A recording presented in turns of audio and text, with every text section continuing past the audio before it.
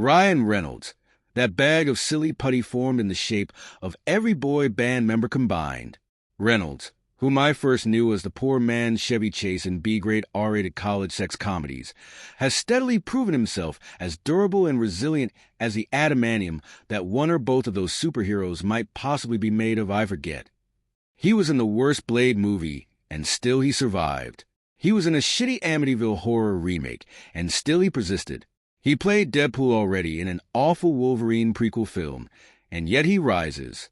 He was the goddamn Green Lantern in one of the worst superhero movies ever made, Green Lantern.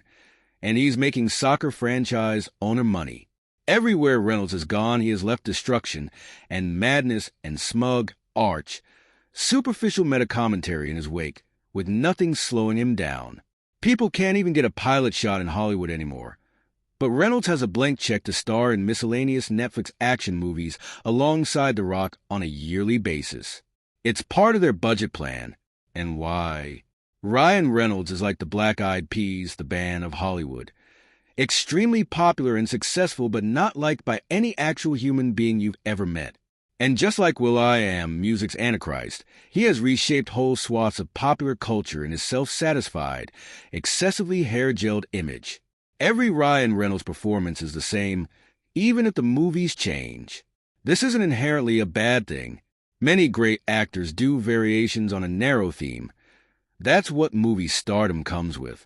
But Reynolds' deal, ever the lovable dipshit man-child with the sleazy confidence man effect, and the witty bards of a guy who really wants you to like how unseriously he's taking all of this, wasn't good the first time.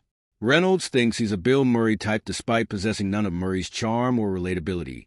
His is the unearned confidence of turn, of the -90s Chevy Chase, the self-congratulatory sense of humor of a lacrosse guy who got lost on his way to an Abercrombie shoot and ended up at a Second City improv class. But what is it that makes Reynolds evil, rather than just terrible? Well, beyond that he is apparently bomb-proof, it's what his particular ascent reveals about the state of movies. I'm not going to go on a Scorsese screed. I don't care about superhero movies, let them exist. What I'm talking about is the actual way movies are made now. In a factory setting, where a bunch of execs throw darts at a big intellectual property wall and spin a wheel to determine whether it'll be a prequel, a sequel, a remake, a reboot, or loosely affiliated story following a secondary character. A movie machine that conceives of a story as 14 plot lines and characters being self-referential and glib for 2 hours and 30 minutes.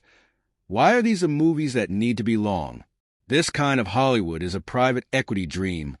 Strip mining culture and studio libraries for every nickel they can yield, and this Hollywood loves Ryan Reynolds. Reynolds is bankable. Reynolds is familiar. But most importantly, Reynolds has no shame. There isn't a piece of shit so stinky that Reynolds wouldn't preen and so that happen his way through, as long as there's a Brinks truck backed up to his front door. Half of Reynolds' filmography sounds made up, like money laundering scams posing as movies. The Hitman's Wife's Bodyguard? The Adam Project? Ghosted? Is this how El Chapo was able to hide from the law for so long? And don't even get me started on Free Guy, the most cynical possible attempt to break into the video game market, like he's a damn venture fund manager. At least Ashton Kutcher had the decency to stop making movies before turning into an evil corporate shill. Don't think for 1 second Reynolds isn't paid $500 million to show up at some tech conference to do his deadpan boy humor and smile for the executives who'll soon own us all. And somehow he always seems to know how to do the most annoying thing. Taylor Swift is at Chiefs games? Not without Ryan Reynolds, she isn't. In the mood for a little sports reality TV? Watch Ryan Reynolds by a soccer team with its Always Sunny's Rob McElhenney. John Krasinski sets out to make the most annoying movie possible. Ryan's got you, playa. The Rock has to make a movie for Netflix to write off and cheat its taxes. Ryan Reynolds is all about that. Michael Bay wants to prove he can make something even worse than those last couple Transformers movies. Ryan to the rescue.